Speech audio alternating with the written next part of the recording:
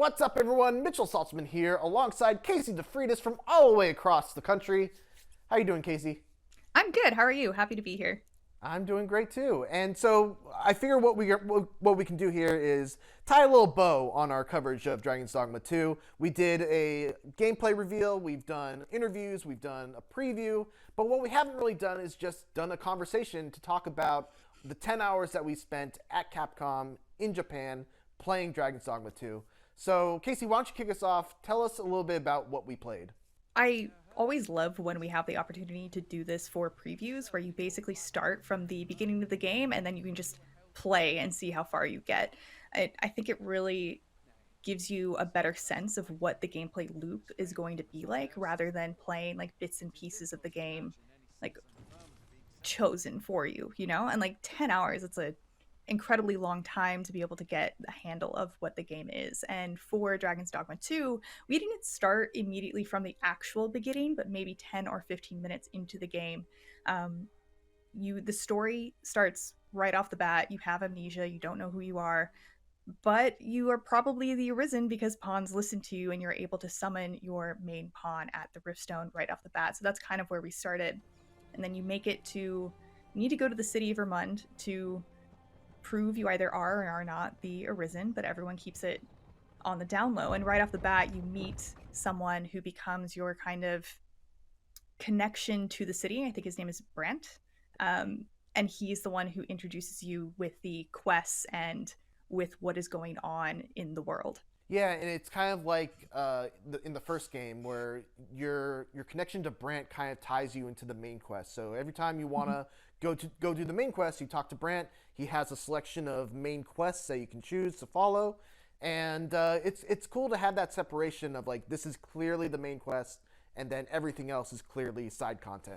One of the things that I think is really impressive about Dragon's Dogma 2 is how everything feels very natural and organic in terms of like how you get side quests, how how you explore the world. And we'll talk a little bit more about the improvements, I think, of Dragon's Dogma 2 over the first game from what we've seen. But I want to kind of go back a little bit and just talk a little bit more about the story and how like that initial story hook is so strong. Right from the start, you know what you're doing, you know what the state of the world is. Everything feels a lot more kind of built up right from the start. It's not being built as it goes. You kind of get the full scope of the world right from the beginning, and it kind of grounded me more in the plot of Dragon's Dogma 2, more so than I was in the first game. But yeah, I don't know. How'd you feel about that? No, I feel exactly the same way. I feel like immediately your character is entangled in the geopolitical issues of the world and you become very aware of what is happening very quickly, and the way they introduce those characters to you does happen naturally as well. The first time you enter the town and you go to the inn, you leave the inn and a boy runs into you, and that ends up being very important down the line. And it's just organic things that you might not necessarily think is important, but down the line becomes important. And I thought it was very interesting from the start that they give you these basic adventuring quests that are part of the main quest, like go and cull a bunch of monsters. But then you also have quests that are infiltrate the town's castle to find more about people's political intentions. And I found that really interesting. I also found those quests incredibly challenging as well. But because of that, you know what's going on, you know what your role is in the plot line very early on, and it's a very important one.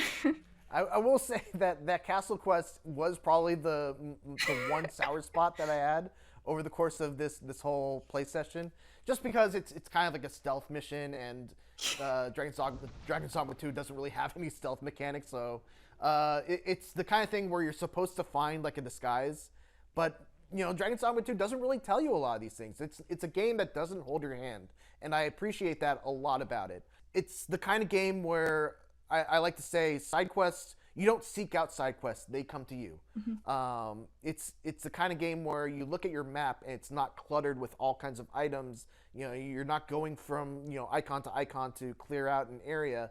You go in a direction, a pawn will point you like, hey, there might be a quest over here. You follow the pawn and you have like your own little adventure right there with that pawn. And if you're not familiar with how it works in the first game, it basically works the same way. Pawns are these followers that you have, and they basically come from the internet. Every person who plays this game will make their own pawn. Give them a vocation, give them a couple of different traits, and then you upload that to like this network, and other players can then go to a rift crystal or riftstone, I believe it's called, and yes, they can hire pawns from other players, bring them into their party, and those pawns take the experiences that they had from the their home game. So if they have experience with a quest, they'll be able to tell you like, hey, like I've done this quest. There's a shortcut over here, or there's a person we need to talk to that's this way. Follow me.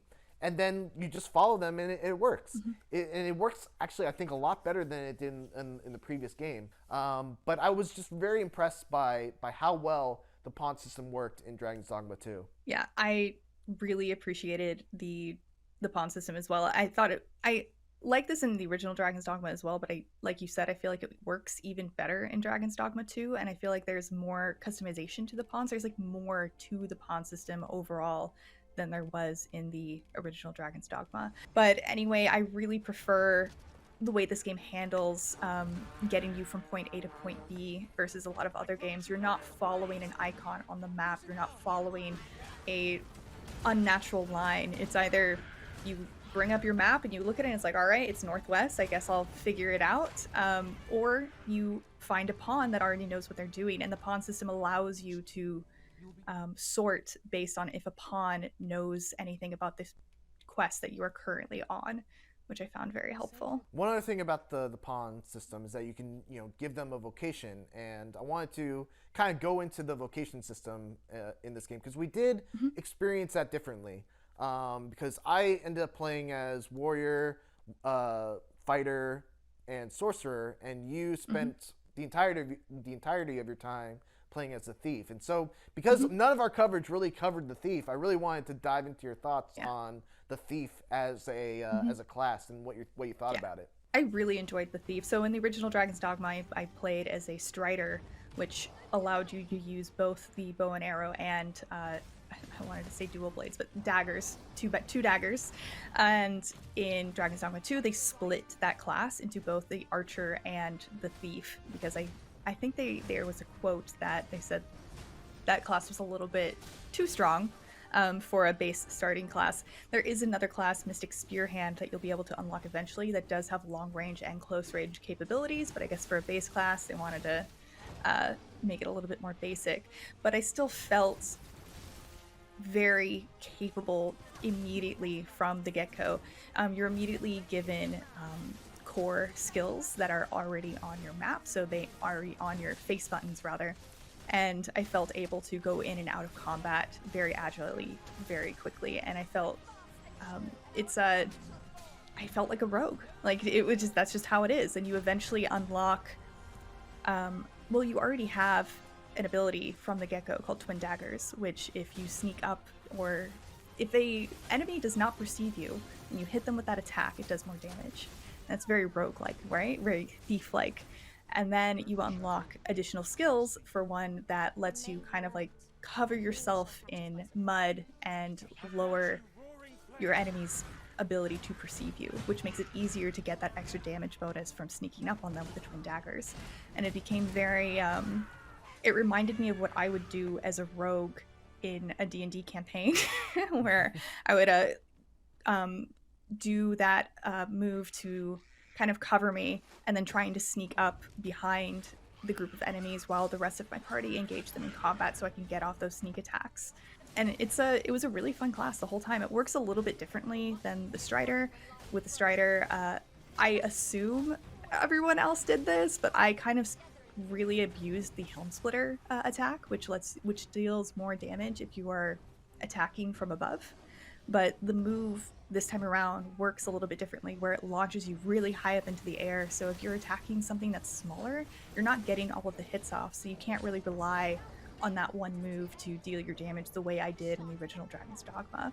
But this encourages you to experiment with other moves and new moves, and there's so much to choose from and there's a lot of options and a lot of customizability, even just for the thief.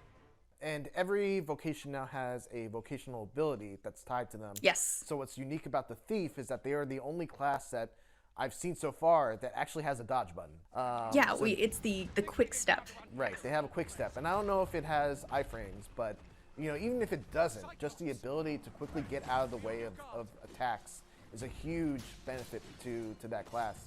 Because if you want to get out of the way real quickly of something as a warrior, you basically have to just start a sprint. And it's tough. But yeah, so to kind of talk about the vocations I played, Fighter felt probably the most similar to everything else that or to how the Fighter was in the first game. The big thing about the Fighter is that they are the only class that has a shield. At least, again, as far as I know so far. So you can, use a shield to parry attacks.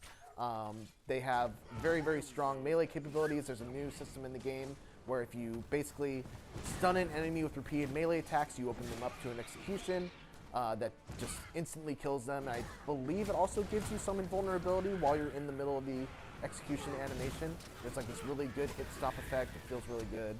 And then you have the warrior. The warrior was, I know, there was a lot of people talking about my warrior gameplay and how it wasn't very good. For the record, that was very early game warrior gameplay. I didn't have a lot of skills. There's some footage later on that hopefully I can cut in some B-roll of right now. But the big thing about the warrior, to prove that I'm not that bad at this game. No, but the warrior, I think the really cool thing about this class is that, yes, it's a class that's focused on slow hits or charged up really powerful hits that you can kind of just, bully through light attacks and just, take a few to do one big shot of your own.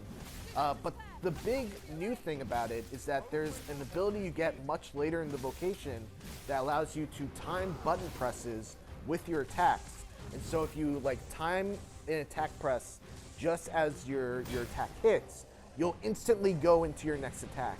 And you can keep that chain going, so you're just going you're just cutting through things like this if you're able to time it. And you deal huge damage because, again, the warrior is a class that's all about big damage but slow attack.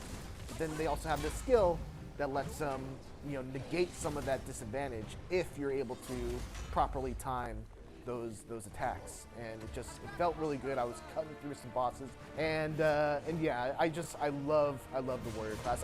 One of the things I always say about Dragon's Dogma Dragon's Dogma Vocations, excuse me, is that they are kind of the peak fantasy of these well-known archetypes. So, the warrior is the peak fantasy of that gut style character that has a great sword. It's just charging it up for 10 seconds, and then he releases it and just, it's like an explosion happens without any kind of fire or explosion effects.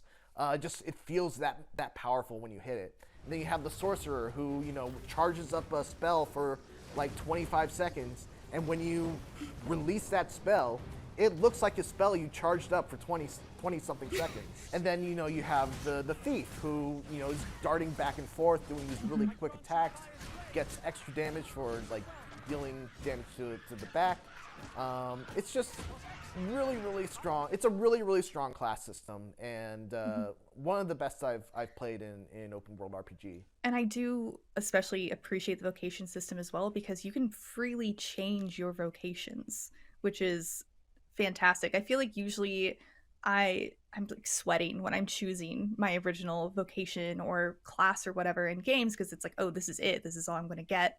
But in Dragon's Dogma, you can always be you know what? I'm kind of tired of being a thief. I'm going to be a mage, and then go and change your vocation. And of course, you have to build up those points and levels again to make your mage class as strong as your thief class was. But it's still a very doable endeavor. I'm thinking of Final Fantasy XIV that also allows you to kind of master everything if you wanted to. It's not quite that intensive. Yeah. One other thing that I think we should clarify, you have those 4 base classes, and then you have the advanced versions of those classes. But the way you get those advanced versions of those classes is not by leveling up the base class, you actually get a quest that sends you to find the weapon of that class, and you bring it back to the vocation master basically, and then you unlock the that vocation. I don't know if that's the case for everything. We only got to unlock the warrior and sorcerer vocations in our playtime. The trickster was a special build that they just teleported us to basically. Yeah. So we don't know. That was a very exactly. high level. Yeah. I think it was maxed out. We got to play the maxed out trickster. I don't know if every single thing was maxed out. We had like the highest versions of the skills that we had equipped. So like the move that sends out a fog that gets you aggro. Suffocating shroud. Suffocating shroud. That probably had like the max range on it. When you first start off with the trickster, that might not have as wide a radius. We don't exactly know how all the other vocations will be unlocked. If they are the same as the warrior and sorcerer, it seems like you do a quest, you bring back a weapon to the vocation master, and then you unlock the vocation. We didn't get to play any Mystic Spear Hand, which was a bummer for me, but we did get a good quote from Itsuno-san that basically was saying that the class is, they like to call it Akuma balancing at Capcom, where it's focused on dealing big damage, but at the expense of taking a lot, or like having very little, life. It's basically a glass cannon build, and I'm very excited for that one. That's probably the one I'm gonna, try out when I first get my hands on this game. Yeah, I'm looking forward to that as well. I had a Blade Song wizard character in D&D, and it kind of looks like it plays like a Mystic Spear Hand. So Yeah. I'm very curious and checking out what that feels like in a game.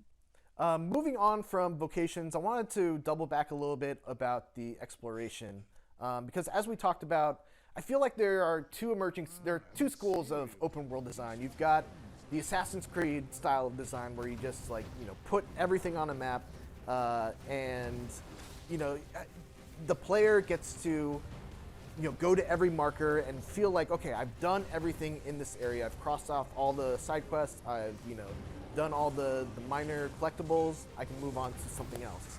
And then there's kind of this emerging school of like Elden Ring and Breath of the Wild, where the map is pretty barren, and it's on you to kind of fill in the markers as you find stuff. And Dragon's Dogma definitely goes more towards the new school of like Elden Ring and Breath of the Wild, but also it adds kind of its own little spin to it, because there's very limited fast travel in this game. Casey, what did you think about how the distance works in this game, and how how much you have to work to get from point A to point B? I found it so interesting how much the developers emphasize the importance of distance in their game whenever they talk to us. I think their first introduction, they talk to us about how they want us to feel the difficulties of long distance relationships, or like getting to, like, do you want to go, I think one of the things they said, like, do you want to go to a restaurant that's closer to you is not as good, or do you want to spend the extra time or money getting to a place that's really good, and if that will be worth it to you. And their goal was to make the travel worth it despite the cost or risk, as you said, Mitchell, to get there. And I definitely felt that a lot, the cost and or risk, because as you said, fast travel is incredibly limited. So in order to do fast travel, you both need to have activated a port crystal, which are very limited and generally only in very large towns. And while we were playing, I had only activated one. And to teleport back to that port crystal in those towns, you need a fairy stone. And fairy stones are extraordinarily expensive and very rare. So it is a very real decision when you're like, wow, like I am out in the wilderness and I desperately need to go to an inn, or my equipment is not good for this area, or like so many different things. Because when you're out in the wilderness, the only way to rest is at a campsite, but you can't do that without a camp pack either, which is also a very expensive resource you don't generally find a lot of. Yeah, they're so heavy. Oh my god, you just like brought back I spent so much time doing inventory management because I didn't realize how heavy those camp packs are. So there are real detriments to bringing resources with you so that you can rest in the wilderness. So you kind of have to make your decisions very carefully when you're traveling and try to plan out your specific goals, which is really hard to do because as you're traveling, the world has so much in it. And I kept getting so distracted. It took so long for me to get from point A to point B because I was like, oh, what's this? What's that? And discovering chests and fighting monsters. And it wasn't so much that it was exhausting, but it was enough to keep me very interested. It's the kind of game I feel like I could play for many, many hours. And if you look at the game progress, it looks like I didn't make a lot of progress, but I had a lot of fun doing it. When I think of Dragon's Dogma and the sequel, the word that comes to mind is bold. There are a lot of bold decisions that Itsuno-san is making for this game. One of them is fast travel. You know, and I see his vision. Like, I definitely understand that he wants you to really feel the distance that you are traveling. He wants you to feel that reward of going from one area to another area, and you know, the satisfaction of like you just fought through like hell to get here, and it matters because you didn't just, you know, go to one spot, realize you were out of supplies and jump back to town, resupply, jump back, and then, you know, take another leg of the journey, or so to speak. It's a marathon. You really have to make sure that you are well prepared for any kind of expedition that you take outside the city walls. And it's a real powerful feeling. That said, there are going to be people, I guarantee you there are going to be people that are not going to be happy with the fact that they took maybe a 20-minute journey outside the city walls, fought a ogre, and like their life is like this much because of that incredible battle, and they have to, you know, huff it back to town to you know, get their life back up. So I wanted to bring up real quick, now that you're talking about health, the loss gauge mechanic, which kind of makes Dragon's Dogma 2 a little bit of a survival game as well, because of all of the reasons we were just talking about, but because of every time you take damage or die, your health, you lose, your maximum health bar goes down. So even if you have all of the herbs and potions and health restoratives in the world, you can't get back up to max health until you do a long rest. And it's scary. Well, and then there's like the campfire mechanic that allows you to gain that health back, but that, again, we talked about cost and risk. It comes with a risk, because if you keep on going to the same campfire, you are going to attract the attention of monsters. So you will wake up and, you know, a griffin might drop down on you, and then you gotta deal with a griffin. And, you know, you can try to just run away from it, but, you know, that's not always the easiest thing to do. And I love that they do it, because I keep making comparisons and parallels to D&D. I'm sorry, I just really like Dungeons and Dragons, but that is exactly what my DM would do to get you to move on. It's like, you can't stay here and keep long resting, just continue, like go to the next spot, like get out of here in a very organic way that doesn't just, it feels so much better to deal with organic consequences than be like, oh, if you use the campfire too many times, you won't be able to use it again. Just the artificial disruption. The organic one feels a lot better. But I think, you know, in the end, it is one of those things that is kind of a, you know, what you lose and what you gain from that decision. I think you gain a lot from the decision of having a limited fast travel system and having to make those tough decisions of, you know, whether you should use a fairy stone to, you know, go back to save the trouble of having to, you know, walk for 20 minutes to get back to a town. Because again, there's a lot of power in the satisfaction that you get of making one of those successful expeditions and making progress that really wouldn't be there quite as strongly if there were a checkpoint that you could use to get back to town. So the big question, and I kind of ended my preview with this, is that will that power still be there 50 hours into the game and I'm still doing all this? So I hope at some point there is an eternal fairy stone that you can get. it's kind of like the thought of like putting in your hours and getting the reward of like, okay, you did all of the back and forth, you did all this, you know, organic exploration. Here's your reward. You can go the rest of the way with, you know, full fast travel capabilities. So that's my hope. But from what I talked about this in my preview too.